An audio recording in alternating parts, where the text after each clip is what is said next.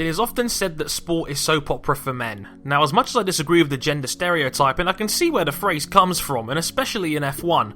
Some of its most dramatic moments are often the incidents that take place off the track as well as on it. I'm Andre Harrison, and I'm here to tell you to hold on to your caps, and whatever you do, don't hit your teammate, as I review my top 5 F1 controversies right here on RaceWorld TV.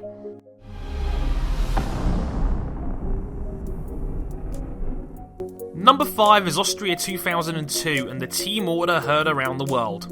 Now, team orders had been around in F1 for a long time prior, but never had the controversial subject been seen in such a blatant and obvious fashion. With Montoya 18 seconds down the road and Rubens Barrichello in control of the race, Jean Todt made an order to Rubens to let Michael through to win the race for the sake of the championship, and on the final straight of the final lap, he did just that. Ferrari technically hadn't broken any rules, and back then, team orders were legal, but obviously the fans booed in disgust after seeing a race win rigged in front of their own eyes. Ferrari were fined $1 million for not following the podium procedure as Michael gave Rubens his winner's trophy, chump change at its finest, and team orders were temporarily banned by Max Mosley to fan the flames. Like I said, this wasn't the first team orders incident. Heck, there was an identical one at the previous year's Grand Prix, but this was the one that made the most noise. Multi 21 had got nothing on this.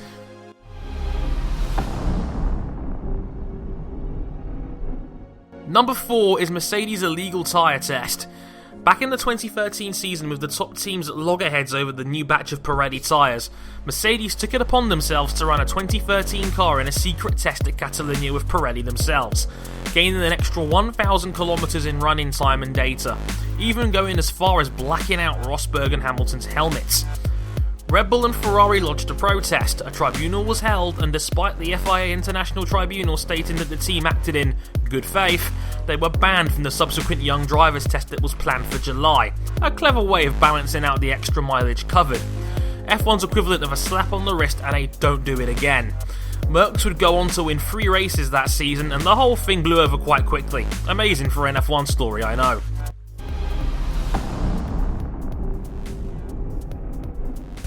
Number 3 is the infamous United States Grand Prix of 2005 at Indianapolis.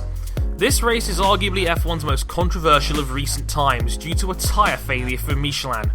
After multiple tyre failures on the new track surface, including a spectacular one for Ralf Schumacher injuring him for the weekend, Michelin said that without reducing speed dramatically for the final oval corner, their tyres were safe for only 10 laps. So with the FIA not willing to change the track at the last minute for safety reasons, and with a new rule in place for 2005 that prevented tyre changes, the 7 Michelin teams took part in the parade lap before retiring down the pit lane, refusing to race. Embarrassingly, F1 had a 6-car United States Grand Prix, eventually won by the Bridgestone-powered Ferrari of Michael Schumacher, his only race win of the season. Yeah, a race that didn't really happen. In America, a market that F1 has always struggled for relevance. F1 left America after the 2006 race the following year and wouldn't return for 6 years until the 2012 Circuit of the Americas was built. A bitter taste in the mouth for American F1 fans.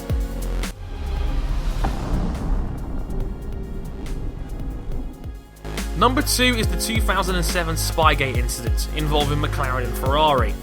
Nigel Stepney, a former Ferrari employee, was found to have exchanged over 700 pages of information with former McLaren engineer Mike Coughlin.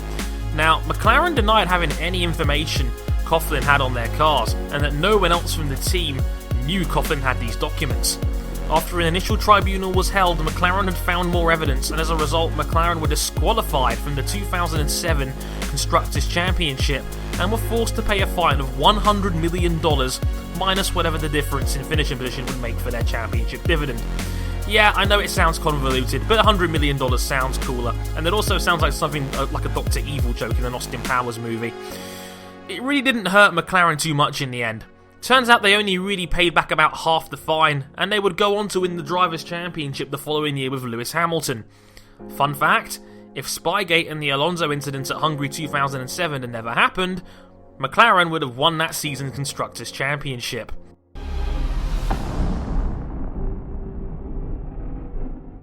At number 1 is the even more infamous Singapore Grand Prix of 2008. Formula 1's 800th Grand Prix and first ever staged at night had for me the most controversial incident of the sport's history, an actual plot to fix a race. Fernando Alonso had planned a two-stop strategy with a shorter first stint.